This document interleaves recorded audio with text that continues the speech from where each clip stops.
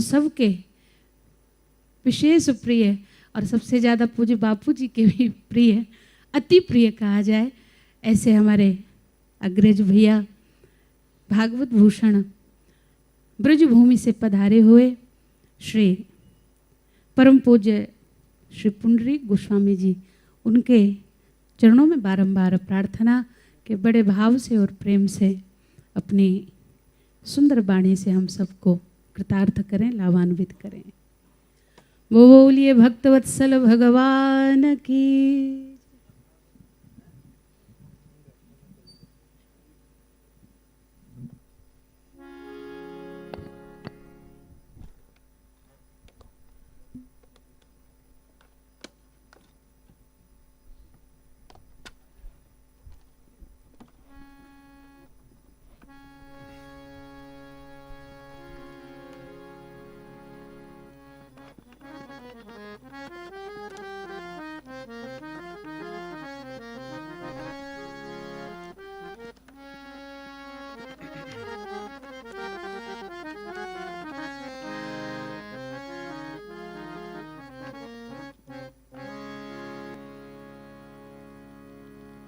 स्मृता पितरुणा तपं करुणयारन्ति नृणामभङ्गरुतनत्विषां बलयिता श्रतैर्विद्युतां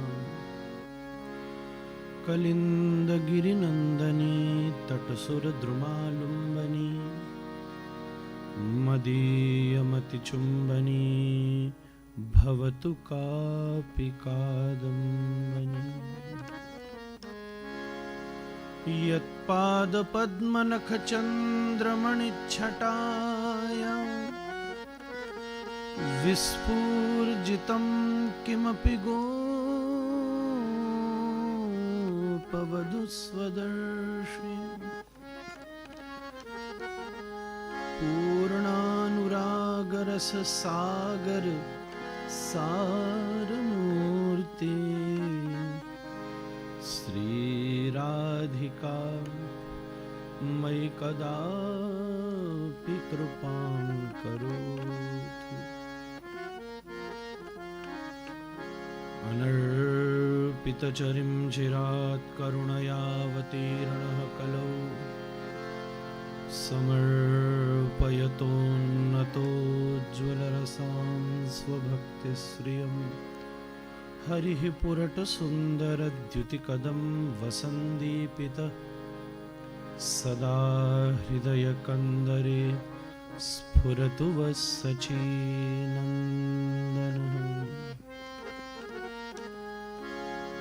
मन्थनयितु जगत्सर्वं ब्रह्मणा येन केन वा तदीयं यत्सारभूतं मे हरेर्नामैव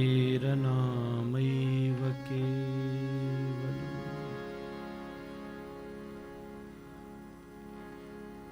वन्देऽहं श्रीगुरोः श्रीयुतपदकमलं श्रीगुरुन् वैष्णवांश्च श्रीरूपं साग्रजातं सहगणरघुनाथान्वितं तं सजीवं साद्वैतं सावधूतं परिजनसहितं कृष्णचैतन्यदेवं श्रीराधा कृष्णपादान् सहगणललिता श्रीविशाखान्वितांश्च।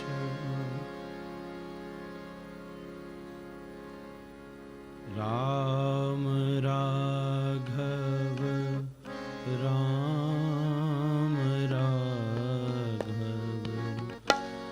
राम राघव रक्ष माम्।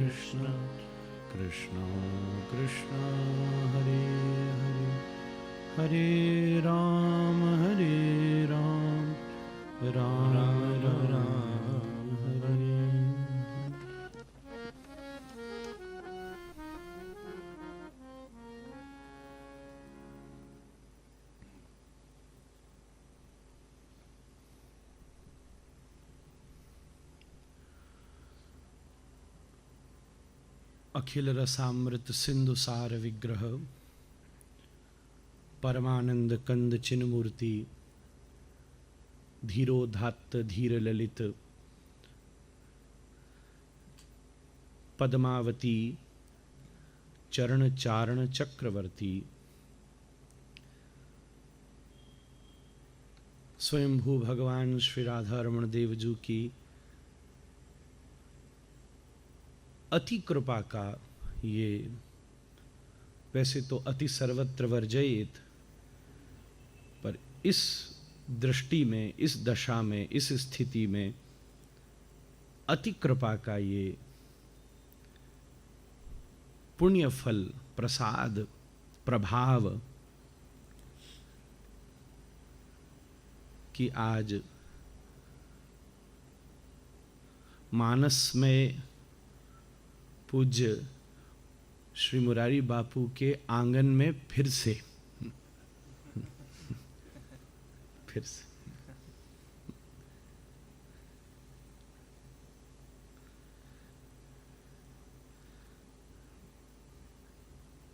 मेरे पास स्वयं किशन के द्वारा राम का न्योता आया शिव की नगरी से।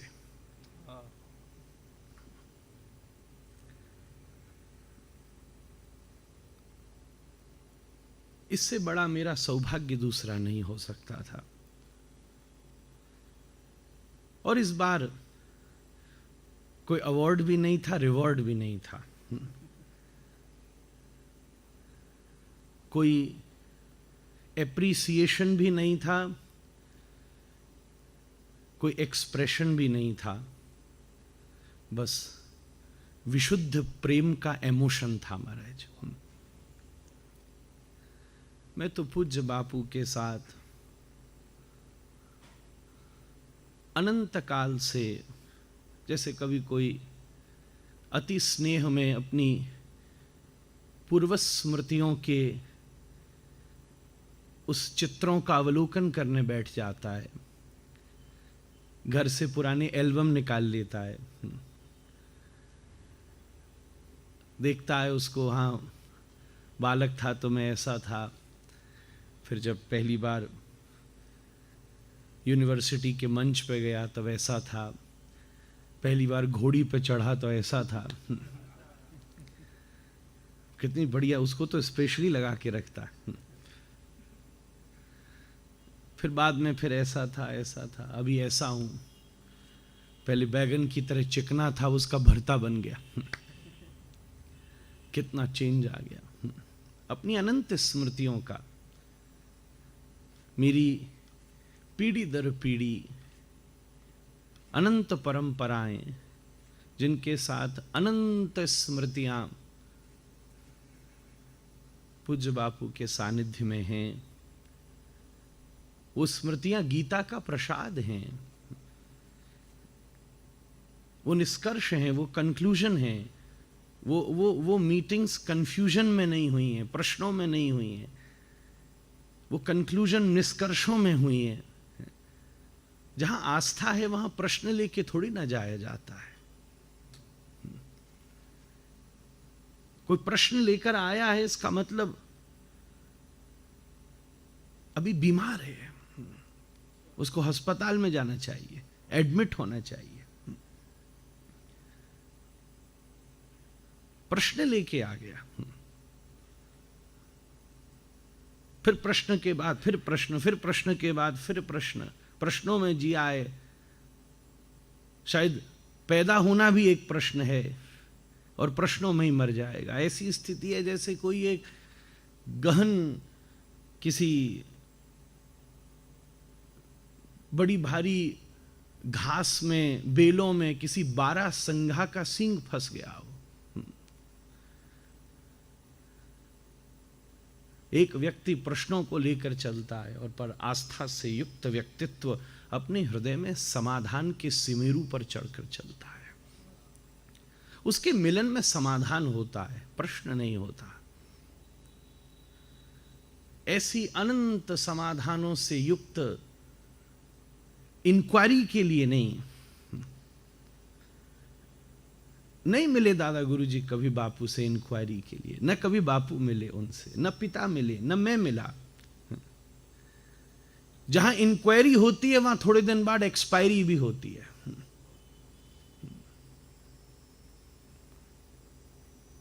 उस अनंत स्मृतियों को आज पुनः एक बार फिर से टटोल लें, फिर तरोताजा करने, फिर उस कलकल कल्लोलवंतनी स्मृति धाराओं का दरस परस मज्जन अरूपाना, उस सब के लिए श्री बापू के चरणों में उपस्थित हुआ हूं। और अब इनका दर्शन मेरे लिए कोई औपचारिकता नहीं है। सरस्वती तो बहती है, प्रयाग में प्रकट होती है। मैं तो आपका दर्शन और श्रवण हर क्षण करता हूं। तुलसी जयंती पर प्रयाग होता है बस।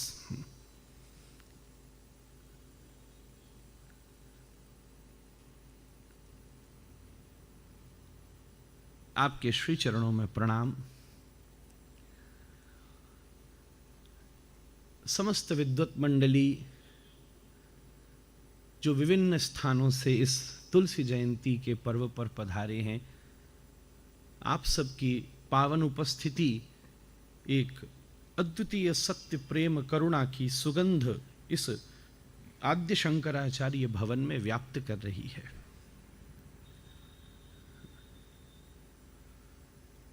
देखने वाले लोग सोच सकते हैं कि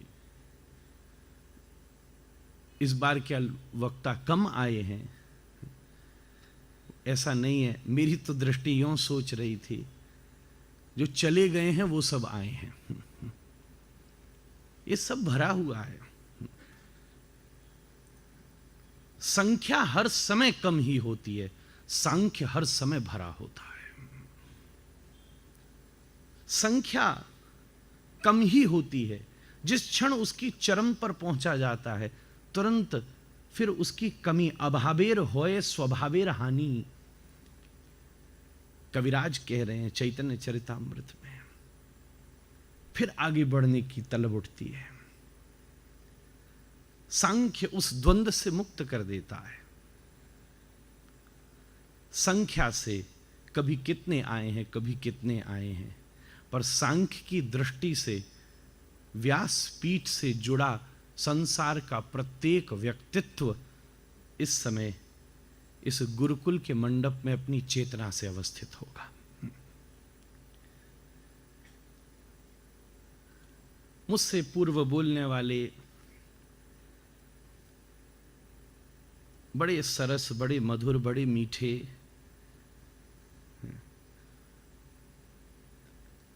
मेरे सब कुछ श्री इंद्रेश जी बाबू कितना निश्चल बोले।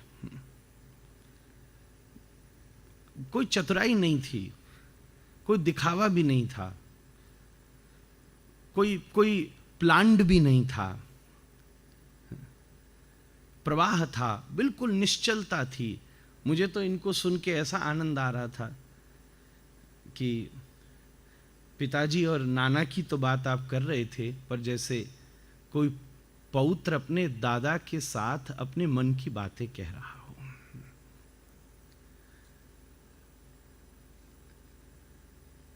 बस वाणी में मिठास थी और मेरी चेतना तो उसमें छुपे बाल्यपन के तोतलेपन का भी अनुभव कर रही थी। पूज्य श्री आपके पिताजी,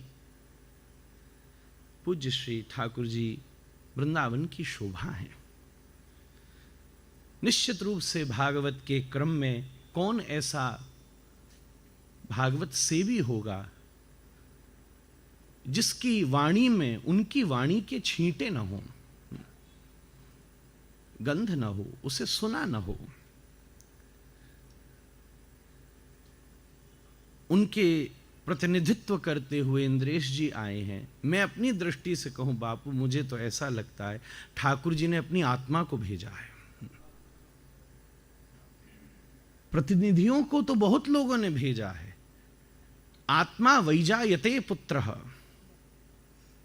पुत्र को भेजा है। यह लौकिक दृष्टि है, यह व्यवहारिक दृष्टि है, यह सांसारिक दृष्टि है। अपनी आत्मा को भेजा है, यह आध्यात्मिकी दृष्टि है। ये ऋतंभरा मति इस दृष्टि का अवलोकन कर सकती है।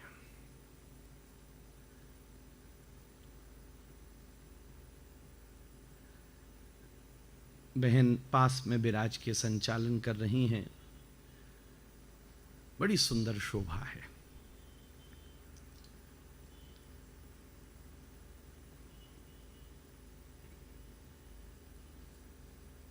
एक और बड़ी बात सुंदर मन में आ रही थी। इस बार श्री तुलसी जयंती का उत्सव और स्वतंत्रता दिवस एक साथ है। मैं जब पिछली बार आया था तब नागपंचमी और स्वतंत्रता दिवस एक साथ था। इस बार नागपंचमी पहले ही निपट ली। वो हो गया। अब कल मलाई खाना बाबा।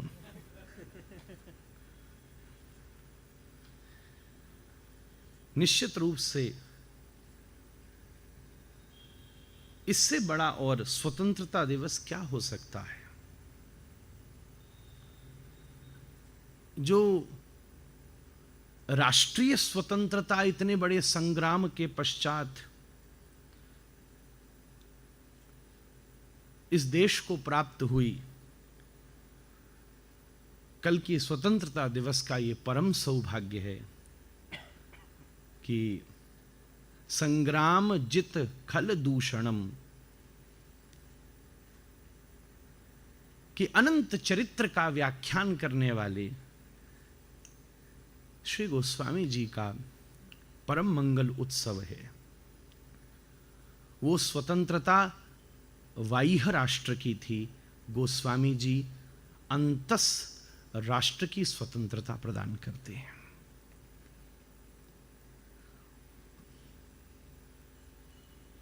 दोनों का संतुलन अद्भुत है, दोनों का समावेश अद्वितीय है।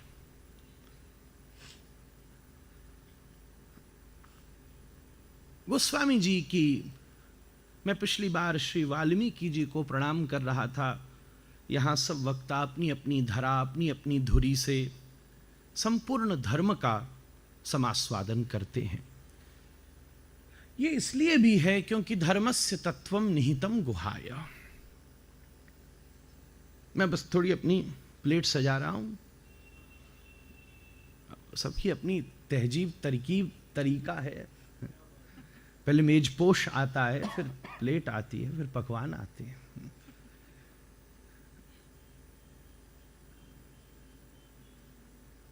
और समय की भी बड़ी कृपा हो गई है। धावा बोलवे से पहले ही मंच भाग, और सब तो भाग खड़े हैं तो और आनंद हो गया।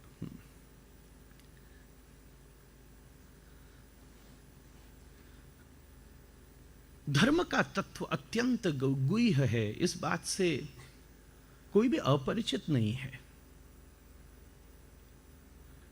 इसलिए यहां की ऋषि मनीषा ने, वैदिक मनीषा ने, बापू के शब्दों में यहां के बुद्ध पुरुषों ने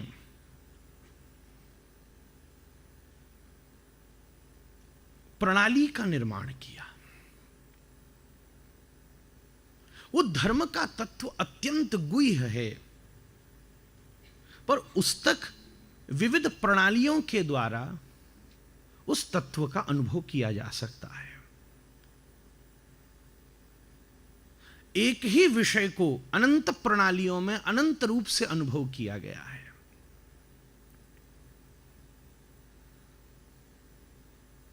एक तरफ श्री कृष्ण अगर यज्ञानाम जपयज्ञोस्मि कह रहे हैं, तो दूसरी तरफ माला फेरत जुग भयो फिरोन मन का फेर। लगभग 350 स्कूल ऑफ फिलॉसफीज हैं,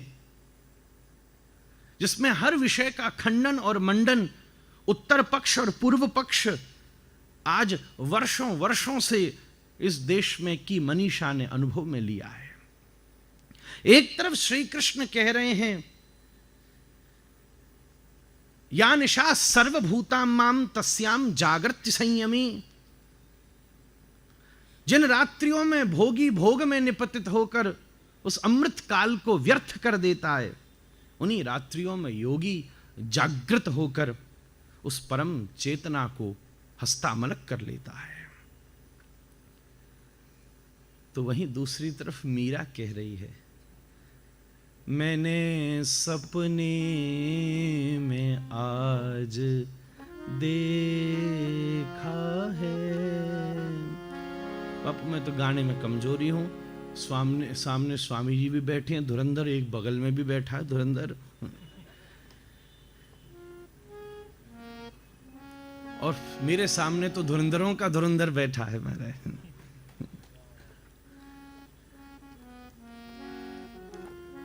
श्याम मुरली बजाते देखा है,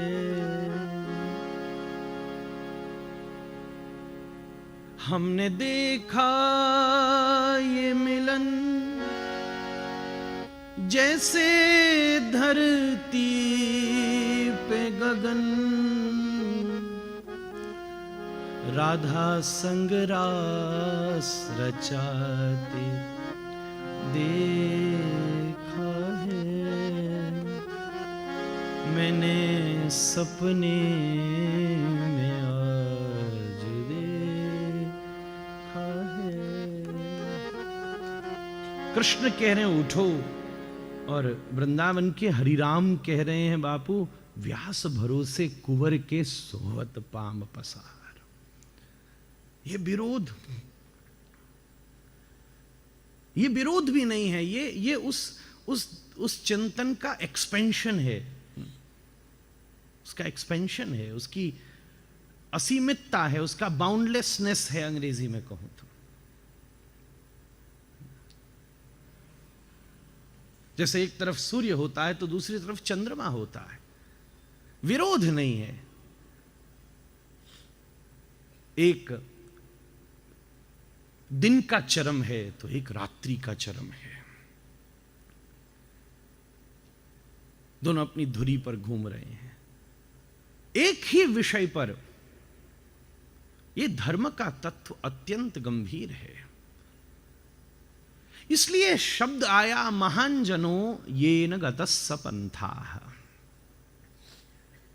एक प्रणाली का परिवेश उस पथ का हमारे सामने उद्घोष करता है, उजाला करता है,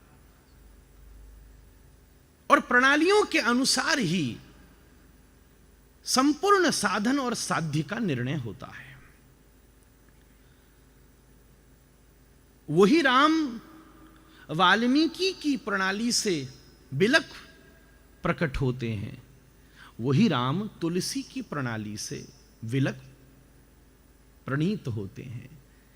वही भानु कवि से अलग, वही कृत्तिवास से अलग, रामायण सतकोटि अपारा।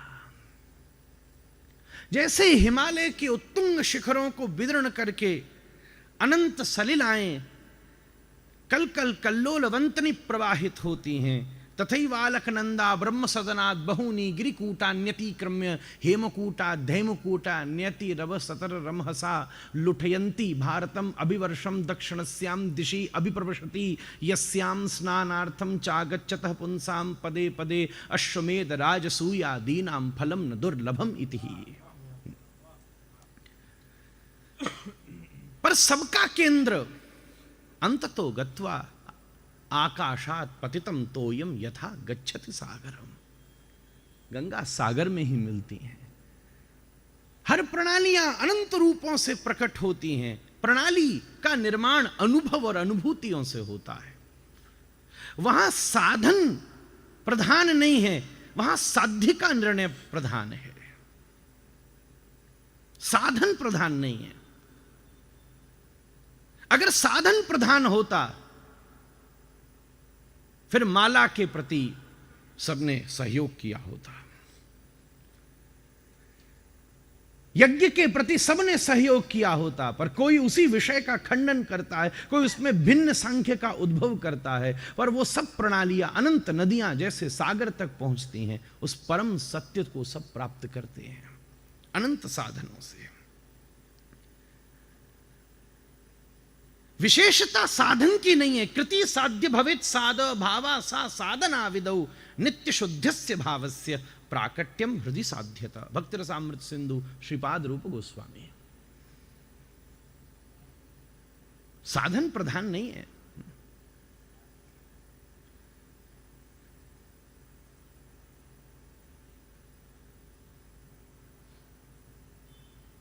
गौरिया बाबा ब्रज में रहता था, पहले बहुत माला करता, साधु आके मिलते, कुछ समय बाद कहीं चला गया, वापस आया, फिर ऐसे ही घूमता था। बोले अब तू माला नहीं करता? बोले नहीं, अब माला मुझे करती है।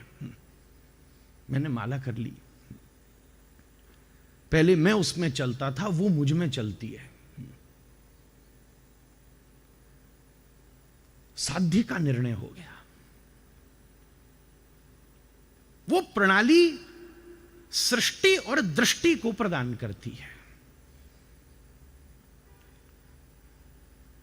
तुलसी राम की उसी सृष्टि का अपनी दृष्टि से वर्णन करते हैं,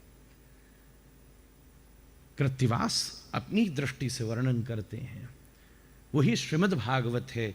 अद्वैत हो, शुद्धाद्वैत हो, विशिष्टाद्वैत हो, द्वैताद्वैत हो, शुद्ध द्वैत हो, अचिंत भेदा भेद हो। ये सब बिलक बिलक प्रणालियों का स्वरूप है। जैसे स्टेशन पर अनेकों ट्रेनें जा रही हैं, सब डेस्टिनेशन तक जा रही हैं।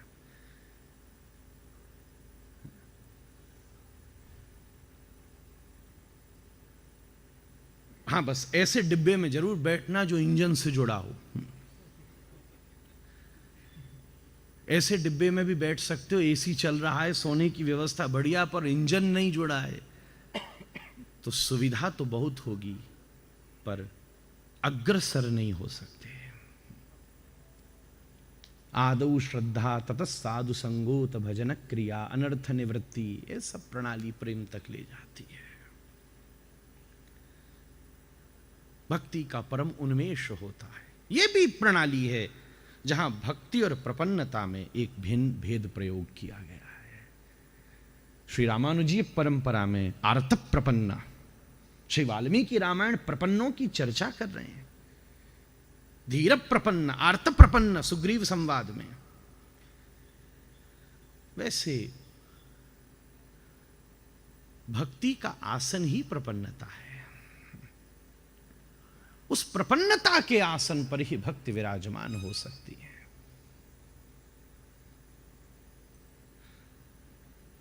यह भी एक प्रणाली है। प्रपन्नता के आसन पर बापू भक्ति संपन्नता को प्राप्त करती है। नहीं तो देवर्षि नारद को रुरुदु ही प्राप्त हुई है, रोई रही थी। कई बार 5 स्टार होटलों में प्लेट के साथ ज्यादा इंतजार करना पड़ता है। प्लेट जल्दी आ जाती है, पकवान आने में 1-1 घंटा लग जाता है। इसलिए आप सब तसल्ली से बैठिए।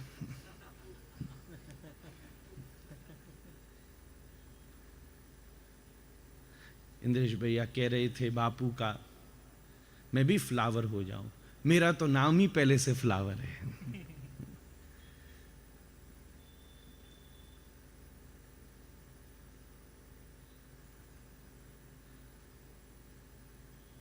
उस एक ही तत्व का अनुभव विभिन्न प्रणालियों से, सृष्टि और दृष्टि के अंतर से अलग अलग अनुभूत होता है। इस हॉल का टेम्परेचर 25 डिग्री हो, कोई 20 से आया हो तो उसे गर्मी लगेगी, कोई 30 से आया हो तो उसे सर्दी लगेगी। अनुभव और अनुभूतियां उसमें भिन्नताएं लेती चली आती हैं। एक अद्वितीय प्रसंग है। श्री कृष्ण,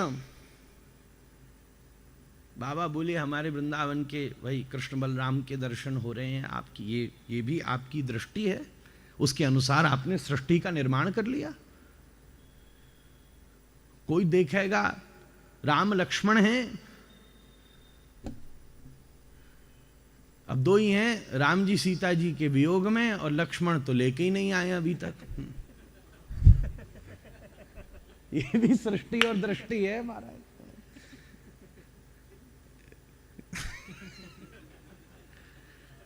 अब ये भी सृष्टि और दृष्टि है, सबकी अपनी सृष्टि दृष्टि से घटना घट रही हैं।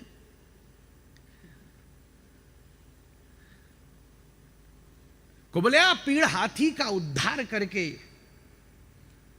आहा मदस्नुत गजेंद्र की तरह हस्ती मस्तक के समान अपने वक्ष को संदर्शन कराते, एक सिंहनी की तरह चलते श्री कृष्ण बलराम कंस के कारागार में प्रवेश करते हैं। मैं उस तरफ तो नहीं जाऊंगा, बस संकेतित कह रहा हूं। श्री व्यास भगवान का वो श्लोक साहित्य के 9 रसों को एक साथ प्रकट कर देता है। जब श्री कृष्ण प्रवेश करते हैं, मल्लानाम अशनिम नराम नरवर स्त्रीणाम स्मरो मूर्तिमान, बड़े बड़े मल्ल बैठे हैं, बड़े बड़े हिंद केसरी बैठे हैं। पुराने गांव के पहलवान होते, मुदगल की बात छोड़ो व्यास जी, कुआं में भैंसों डाल के निकाल लेते महाराज। ऐसे ऐसे पहलवान भी हुए हैं।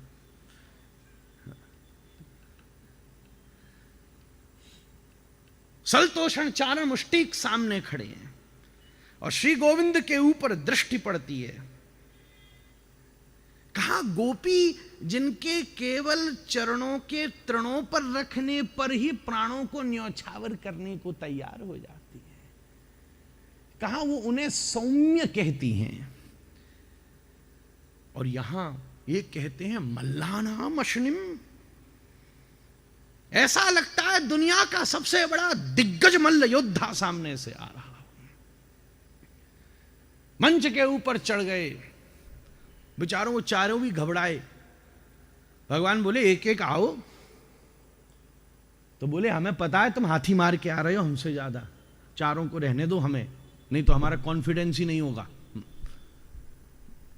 ठाकुर जी टूट पड़े महाराज।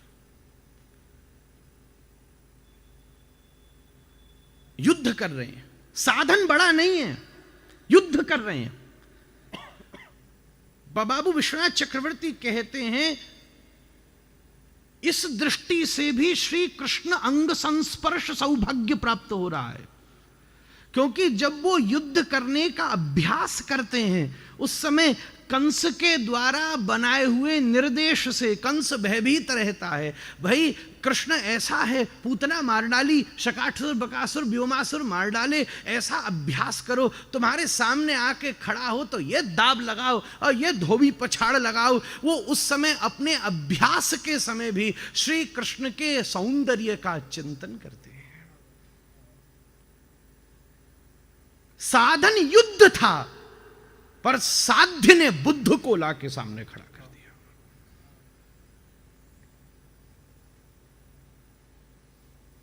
वो कह रहे हैं सामने बड़े भारी मल्ल योद्धा बैठे, बड़ी बड़ी रूपवती कुलवती, बड़ी बड़ी लावण्य युक्ता, बड़ी बड़ी देवियां बैठी हैं, सुंदरियां बैठी हैं। विश्व की उस समय बड़ी बड़ी रंभा तिलोत्तमा को पराजित करने वाली बैठी हैं। वो श्री कृष्ण के श्री अंग को देखकर कहती हैं ऐसा लगता है साक्षात मदन चला रहा हो। अरे मदन भी नहीं, मदन मद दलन चला रहा हो। मदन क्या करेगा? जिसकी बंशी के एक सुर के ऊपर मदन भी मूर्छित हो जाए, मदन को भी मदन हो जाए। ये जब भय जिनसे डरता है वो ये डर सकते हैं। तो इनका रूप तो ऐसा है कि मदन को भी मदन हो जाए, उसको भी मदन रोग ग्रसित हो जाए।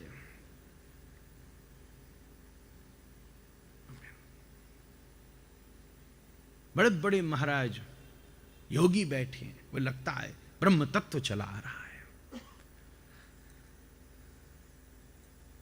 बड़े बड़े याज्ञिक बैठे हैं, बोले सारी आहुतियां जिसके चरणों में जाती हैं वो साक्षात यज्ञ पुरुष चले आ रहे हैं।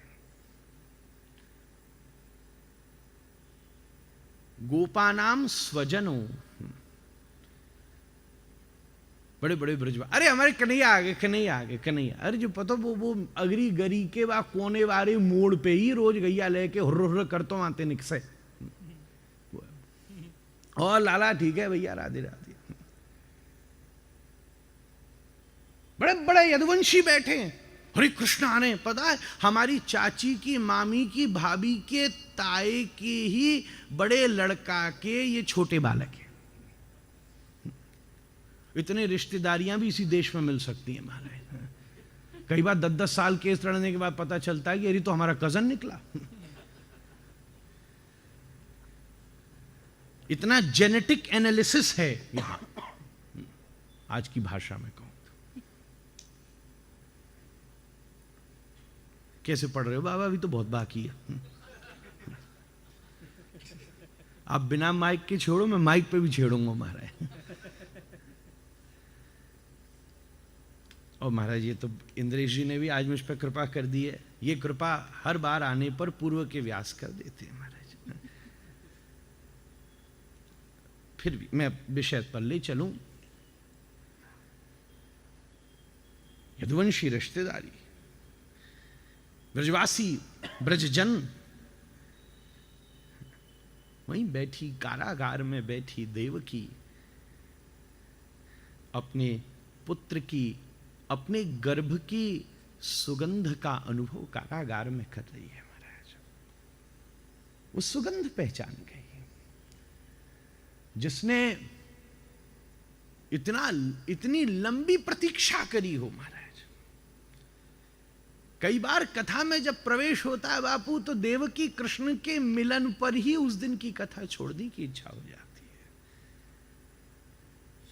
जिसने केवल पूर्व जन्म में नहीं, इस जन्म में भी विद्यते हृदय ग्रंथिश्च, वैकुंठ के सप्त द्वारों को खोला हो, हृदय की सप्त ग्रंथियों का भेदन कर दिया हो, पहले दूसरे तीसरे चौथे पांचवें 6 पुत्रों के रूप में, और फिर अष्टम पुत्र के रूप में साक्षात वैकुंठाधिपति श्री नारायण उसे पुत्र रूप में प्राप्त हो महाराज। और एक और बात है, प्राप्ति के बाद की प्रतीक्षा असहनीय होती है, अप्राप्त की प्रतीक्षा इतनी कठिन नहीं है। प्राप्त होने के बाद गोपी गीत तब उद्घटित होता है महाराज, अप्राप्त के लिए तड़फ नहीं है, सैड सॉन्ग नहीं है ये, a song which has been said in the glorification, ऐसे डी नहीं, ऐसे आईडी अंग्रेजी में।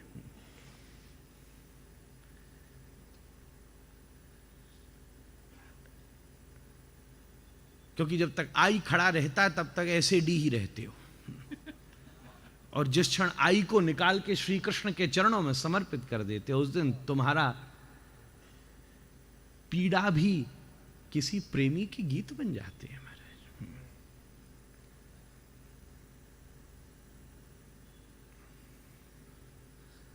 तड़फ रही है, पहचान गई,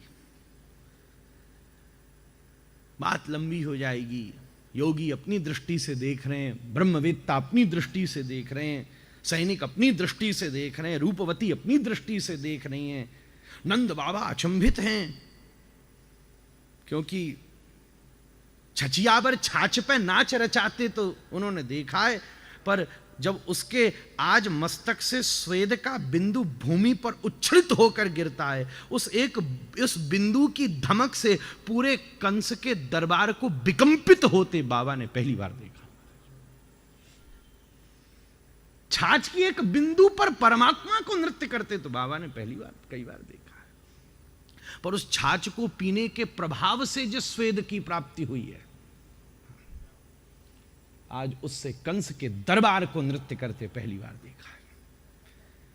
अब ये कितना खींचूं मैं तो कहीं और जाना चाह रहा था, वहां चला गया। जो खींच ले उसी का नाम कृष्ण है।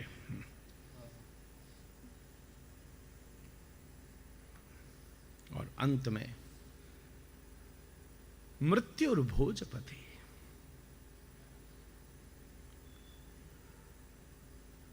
कंस कह रहा है मेरी मौत चली आ रही है, पर एक बात मन में आती है बापू, ऐसी सुंदर मौत बहुतों को आ जाए महाराज, मेरा सांवरा निकट हो जब प्राण तन से निकले। कृष्ण मुस्कुराते आ रहे, अरे कृष्ण मारने आ रहे हो। तारना भी बहुतों को नसीब हुआ है, पता नहीं मैं ये क्यों कह रहा हूं, पर मेरी जीभ फिसल चुकी है अब उस तरफ। कृष्ण आ रहे हो, और ये आते मारने ही हैं। कौन कहता है तारने आए? तारने के लिए तो और इतने अवतार हैं, अवतारा यसंख्येय। गोपी कह रही है नेह किम बधा, तारने तुम थोड़ी ना आयो, मारने आयो। हमारे ब्रज का पद है, मोहना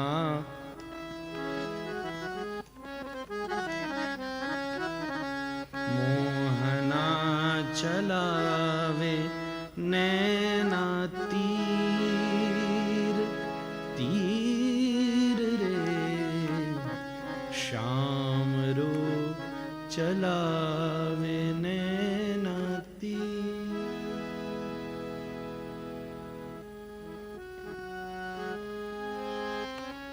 तीर लाग्यो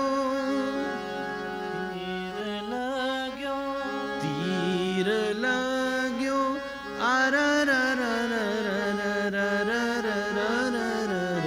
मोहना चलावे नैना तीर। मैं जामुना जल भरन जातरी श्याम रे ने छिड़क्यो मुंह पे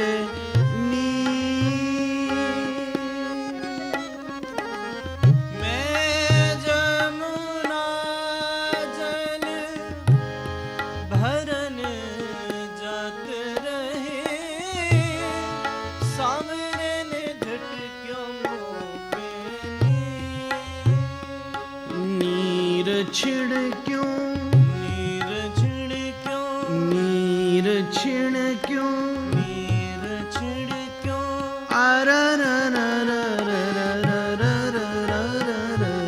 श्याम रो चला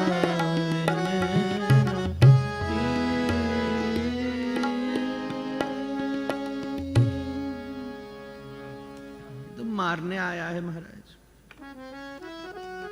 नहीं तो इतने औजार कोई लाता है? रूप से भी सही, मन से भी सही, तन से भी। ये तो कह रही है तुम अंतर ध्यान हो गए, हमारी आत्मा भी मर गई। अंतरात्म दृक् देख लो,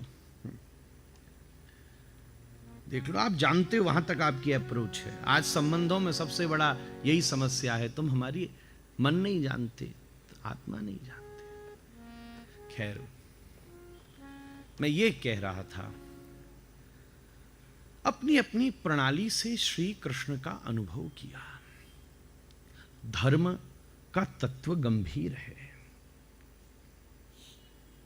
जिसकी जैसी साध्य था, जैसा स्वरूप था, उसने तद्वत उसका अनुभव किया। राम की एक प्रणाली तुलसी है। तुलसी धाम के रूप से प्रकट होते हैं, तब धामों में तुलसी डलती है। तुलसी जब काष्ठ के रूप में प्रकट होते हैं, तो मालाओं में तुलसी डलती है। और जब तुलसी गोस्वामी जी के रूप में प्रकट होते हैं, तो किशोरी जी के द्वारा तैयार किए गए संतों के इस दिव्य परिपाक में भी तुलसी डल जाती है। तुलसी नाम रूप भी है, पत्र रूप भी है, तुलसी धाम रूप भी है। और बापू की वो वृंदावन वाली बात कौन भूल सकता है? हाय हाय, अरे वहां तो बापू में सारी प्रणालियां समा गई थी महाराज। हम तो दोहरा दोहरा के देख रहे हैं। बाजोरिया जी ने ऐसा सुंदर व्यवस्था कर दी। और सब लोग कहते बापू कोविड काल है, क्या होगा, कैसे कथा होगी। मुझे लगे राधा रमन लाल भी बिल्कुल बांध पकड़े ही बैठे थे, 28 तारीख की कथा पूर्ति हो और सेकंड वेव आ गई महाराज। ऐसी कृपा वो बरसा। बापू के मस्तक पर भी आपने वृंदावन का दर्शन किया, बापू के हाथ में भी वृंदावन का दर्शन किया। हाय हाय हाय। अब ये तो तू ही गा पाएगा या बापू ही गाएंगे, मेरे बस की ना है।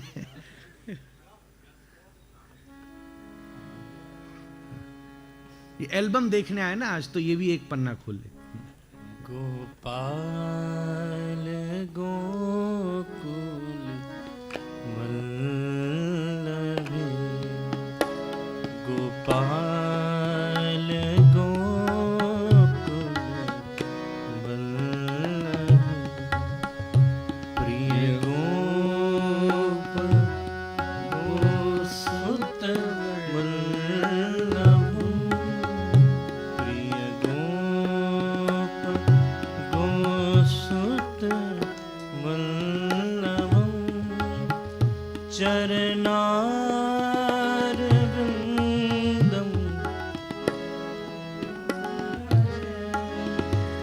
चरणारविन्दम् हम भजे, भजनीय सुरमुनि दुर्लभम्,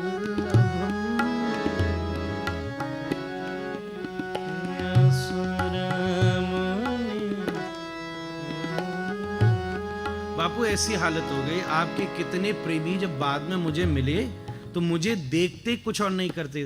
गोपाल चाहे आवे ना आवे, चाहे सुर मिले ना मिले, मुझे पहले तो कई लोग जय सिया राम राधे राधे बोलते, कई दिन तक, अभी भी कई आजा में जो वृंदावन या इधर उधर बाद में कई जाते आते इधर मिल गए, मुझे देखते ही हंसते, गोपाल क्या कहने। श्री गोस्वामी जी भी ऐसी प्रणाली हैं जैसे गंगा में समस्त नदियां समाहित हो जाती हैं। उसी उत्स से प्राप्त होने के बाद, उसी उत्स को प्राप्त होने के बाद भी गंगा अखंड रहती हैं और कहीं न कहीं सब उसमें समा जाती हैं। ऐसे ही नाना पुराण निगमा गमसम मतम यत रामायणे निगदितम क्वचिदन्यतो भी। इस प्रणाली में सब समा गए और ये गंगा राम रूपी सागर में निश्चित समाती ही है।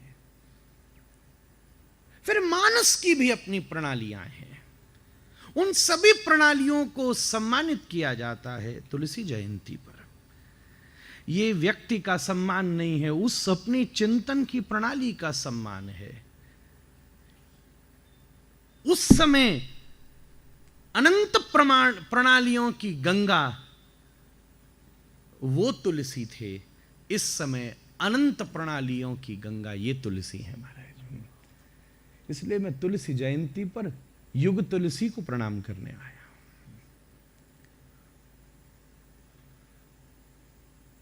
वो प्रणाली से सृष्टि और दृष्टि मिलती है। वैसे तो समय पता नहीं मैंने कब शुरू किया था, पर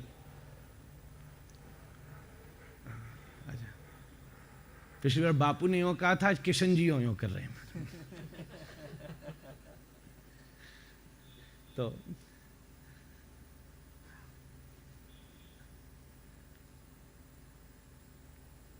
सृष्टि और दृष्टि मिलती है।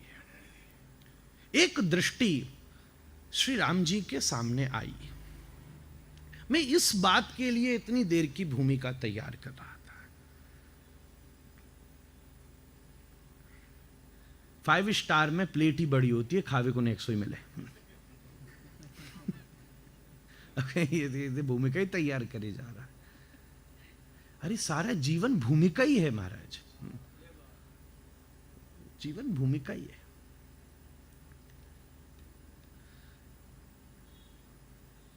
श्री राम और श्री लक्ष्मण प्रिय वियोग में, क्योंकि मेरी इस तलगा जड़दा की धरती पर श्री सीता जी को वियोगनी रूप में और उनके श्रृंगार रूप में तो मैं बापू पिछली सेवा में उनको अवस्थित कर गया था, पर मैं युगलोपासक हूं, प्रिया को अकेले नहीं छोड़ूंगा।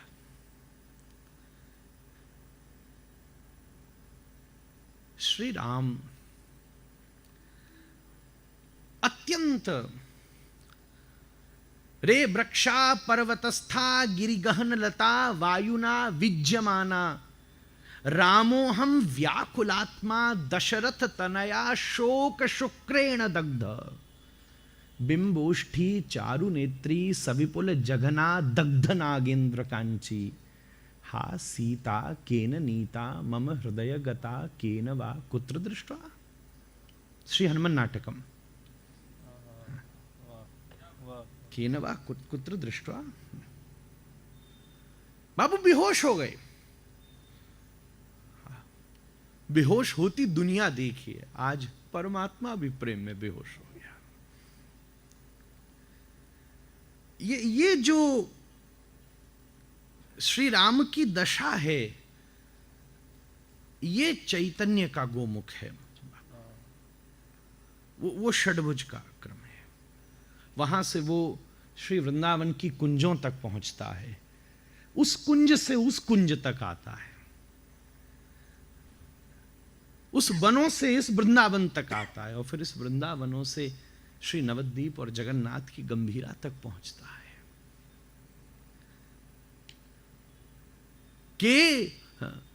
के यूयम बद, एकदम होश आए लक्ष्मण जी। के यूयम बद, हे कौन हो तुम, हे कौन हो। नाथ नाथ किमिदम दासोस्मि ते लक्ष्मण। सरल, कोई व्याख्या की आवश्यकता नहीं। अच्छा, तो कोहम, ओहो, साक्षात ज्ञान का पुंज पूछ रहा है कोहम। ज्ञान में सब याद रखा, ये उसकी चरम सीमा है। प्रेम में तुम सब भूल गए, ये उसकी चरम सीमा है। आर्य स एव देव भगवन आर्य सको राघव, लक्ष्मण की सुष्ट भाषा। अच्छा, तो किम बिजने बने ततइतो, आर्य हैं हम तो जंगल में ऐसे पड़े। बोले देवी समुद्वीक्षते, क्या भाषा, या कुछ नहीं कहा, केवल देवी दूरी बना के रखी, एकदम बोल दिया, अभी फिर से मूर्छा टूटी है, झटका तेज ना लग जाए। देवी समुद्वीक्षते, हाँ, कहा देवी, कहा देवी। अब लक्ष्मण घबराए, क्या बोलूं, तो भी सावधानी के शब्द पकड़े, जनकाधिराज तनया। लक्ष्मण जी को लगा कि भाई ये प्रेमियों की बात है, लक्ष्मण जी गुरु तत्व हैं, थोड़े धर्म वाले हैं, मर्यादा वाले, व्यवस्था शेष हैं, ये अशेष हैं, कुछ नहीं बचा, वहां फिर भी शेष हैं, कुछ नहीं बचा, अशेष हैं।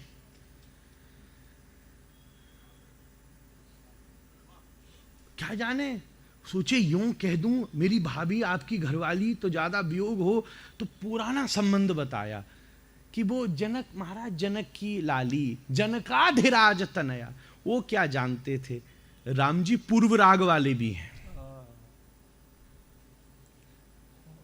हा हा प्रिय जानकी, साहित्य में उत्तर राग है तो पूर्व राग भी है। और वो पूर्व राग का अनुभव होता है जब जाकर के धनुष के ऊपर शिव पिनाक के ऊपर प्रत्युंचारोपण करने की भूमिका बनती है। श्री रघुनाथ मंच के ऊपर जाकर के खड़े होते हैं, सब बैठी होती है सभा। श्री उसी समय अपनी हस्तिपुंडित भुजाओं के द्वारा श्री रघुनाथ जी जैसे उस धनुष को उठाते हैं, तो बापू कहां से उठाते हैं, वहीं से जहां से सीता जी ने उठाया था। तो पद्माकरांकित जो चिन्ह है, उस समय के पराक्रम से वो जो यत्किंचित अणु मात्र उसमें जो रेखाएं, आभाएं, गंध, सुगंध, उस समय की लगी हुई मेहंदी की छाप तृण रूप में चिपका हुआ, उस समय का वो मस्तक का तिलक, अर्चा आदि पुष्प, सब कुछ महाराज श्री राम ने अनुभव कर लिया। इसलिए प्रत्वंचा चढ़ी नहीं, टूट ही गया धनुष महाराज। फिर प्रेम में कौन सी मर्यादा संभाली जाएंगी, फिर तो तोड़ ही दिया, आवेश हो गया महाराज, अतिरेक आ गया। प्रेम में व्यतिरेक नहीं होता, काम में व्यतिरेक होता है, प्रेम में अतिरेक होता है। अतिरेक हो गया, टूट गया। ये पूर्व राग। श्री राम जी और मूर्छित हो गए, हा हा प्रिय जानकी। ये दशा मंदर मंदर गति से पंपा सरोवर की तरफ पधारे। ऋष्यमुख पर्वत के ऊपर बानरों की कुछ टोली बैठी है। जब किसी भी प्रणाली में कोई साधक किसी साधन के द्वारा साध्य को सिद्ध करता है, तो उसका अनुभव जगत में सिद्धांत के रूप में परिणत होता है। परमात्मा सम के लिए सूर्य की समान सम है, पर कोई कोई ऐसा होता है, जैसे जगन्नाथ जी की चर्चा इंद्रेश जी कर रहे थे, जहां साधक को देखकर साध्य भी झूम पड़ता है महाराज, उसकी भी आभा बदल जाती है। सुग्रीव ने, हनुमान जी भागो भागो, सब भागो यहां से, अरे प्रलय आने वाली है, प्रलय आने वाली है, क्या हो गया? बोले देखो सामने से सूर्य चंद्र एक साथ चले आ रहे हैं। कहते हैं जब सूर्य के पृथ्वी के ऊपर सूर्य और चंद्रमा एक साथ चल करके आते हैं, उस दिन प्रलय आ जाती है।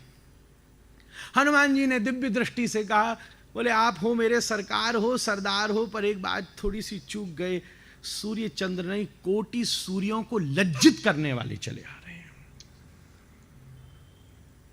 आप जाओ, अब समय तो बहुत ज्यादा हो गया है, पर इसीलिए लेट लाया जाता है 5 स्टार में, फिर उसमें ऑर्डर ज्यादा होता है तो बिल ज्यादा बनता है।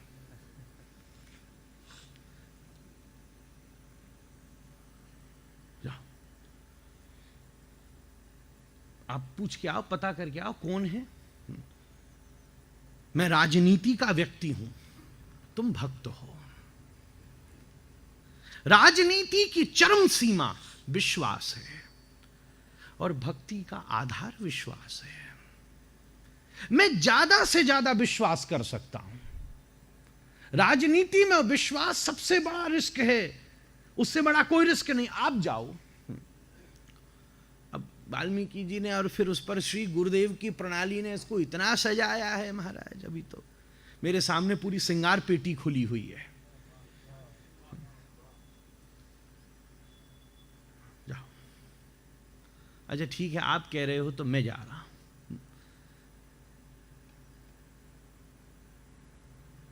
मेरा अविश्वास ही केवल विश्वास में बदलेगा और तुम्हारा विश्वास समर्पण तक पहुंच जाएगा, प्रपन्नता तक पहुंच जाएगा। मेरी लिमिट यहां तक है, आपकी लिमिट वहां तक है, इसलिए मैं केवल अगल बगल में बैठ जाता हूं और राम जी तुम्हारे कंधे पर बैठ जाते हैं। राम लक्ष्मण तुम्हारे अगल बगल बैठते हैं, मैं उनके अगल बगल बैठता हूं। ये हमारे तुम्हारे में अंतर है। मेरा उनका एक प्रेम आदि सब होते हुए भी एक राजनैतिक संबंध है। आप जाओ। हनुमान जी विचार करने लगे, कैसे जाऊं? ये बड़ी भारी बात है। संत के पास कैसे जाओ, भगवंत के पास कैसे जाओ? एक ही चीज है, न रबड़ी की जरूरत है, न नारियल की जरूरत है, न पैसा की जरूरत है, न माला की जरूरत है। भगवान के पास दैन्य होकर जाओ। श्री हनुमान जी भिक्षुक का रूप धारण करके गए,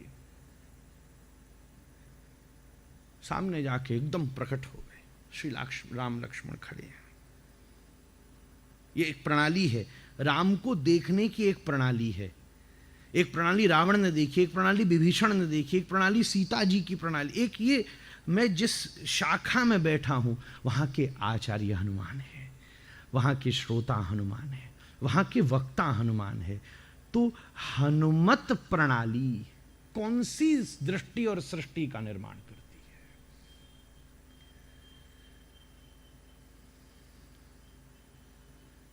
है? एक हाथ जोड़ के समर्पण कर।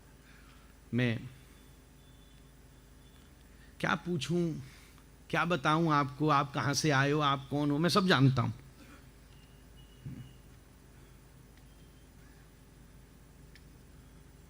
आप अमर्त्यव हो। राम जी चौंके।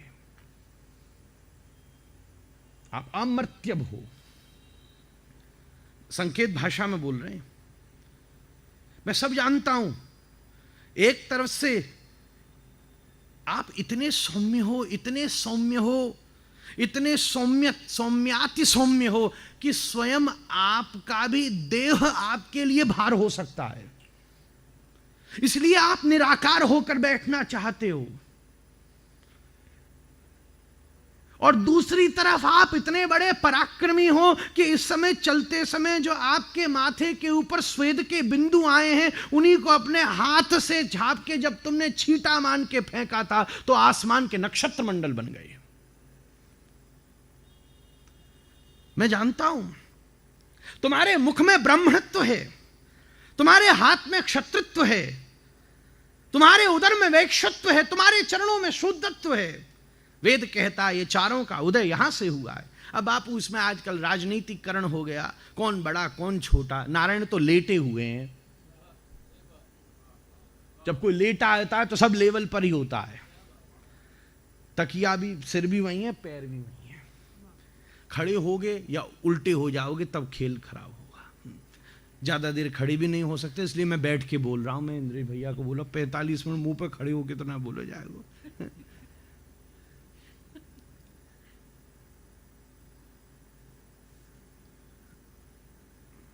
मैं सब देख रहा हूं। ये काय को अपना वेश छुपा के आप यहां घूम रहे हो? मुझे पता है, एक तरफ आपके हस्त कमलों में ये जो प्रत्वंचा की सुदृढ़ रेखाएं खिंची हैं, ऐसा प्रतीत होता है, मुझे सब पता चल गया है कि तुम कोई अत्यंत शस्त्र और शास्त्र विज्ञ हो।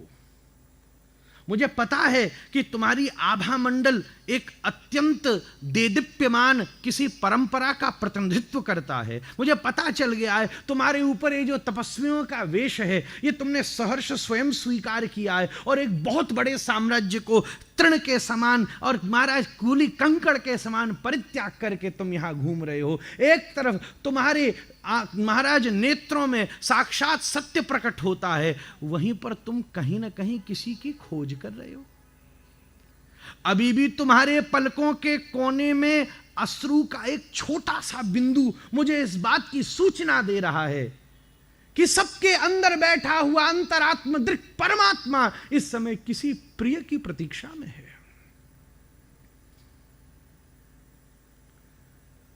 राम जी को चक्कर आ गया महाराज। रघुनाथ घूम गई है, लक्ष्मण तुम बात करो। मुझे यह भी पता है कि ये मेरी इन चर्चाओं से तुम्हारे भीतर जो तुम्हारे प्रिय की वियोग की देदीप्यमान अग्नि प्रज्वलित हो रही है, मेरे ये शब्दों से शमित कर रहे हैं। क्योंकि जब प्रिय का वियोग होता है तब सत्संग ही एकमात्र औषधि होती है। इसलिए तब कथामृतम। हे राम, मैं जानता हूं हे भगवान तुम स्निग्ध हो, इसलिए मैं तुम पर मुग्ध हूं और इसलिए एक दिन संसार दग्ध कराऊंगा। इशारों में कह रहे हैं तुम स्निग्ध हो, स्निग्धाति स्निग्ध हो। अब जो नेक्स्ट साहित्य में प्रवेश होगा वो स्निग्ध पकड़ लेंगे। तुम स्निग्ध हो, माखन को जमा दो तो ऐसा मारो सिर फोड़ दे, और नेक्स्ट हाथ का ही ताप दे दो तो कलकल कल्लोलवंत होकर प्रवाहित होने लगे। तुम स्निग्ध हो इसलिए मैं तुम पर मुग्ध हूं और एक दिन संसार को दग्ध कराऊंगा, लंका को दहन कराऊंगा। लक्ष्मण, वाल्मीकि जी कह रहे हैं जिसने सामवेद, यजुर्वेद, अथर्ववेद, ऋग्वेद पढ़े हों, जिसने साहित्य की संपूर्ण शाखाओं को हस्तामलक कर लिया हो, जिसने व्याकरण और वैशेषिक और योग और मीमांसाओं को घोल करके पी लिया हो, यह शब्द वो कह सकता है। यह सामान्य कोई व्यक्तित्व नहीं है। आज यह प्रणाली ऐसी विचित्र है, इस प्रणाली जैसा कहीं घटित नहीं हुआ। केवल साधक को किसी प्रणाली पर चलकर अपने साध्य की प्राप्त करके अचंभा होता है, पर यहां तो साध्य भी साधक को देखकर अचंभित हो रहा है। क्या बात है। लक्ष्मण जी संवाद छेड़ रहे हैं, मैं सुन रहा हूं। पूछा आप कौन हो? बोले तुम बताओ कहां से पूछ रहे हो? देह दृष्ट्वा तुदासोस्मि, आत्म दृष्ट्वा तदम सकह, जीव दृष्ट्वा तमे बाहम इति में निश्चितामति। लखनलाल जी 2 कदम पीछे हो गए। ये दोनों गुरुतत्व हैं महाराज। इसलिए तो कहा है मद भक्ता यत्र गायंती तत्र दृष्टामि नारदः।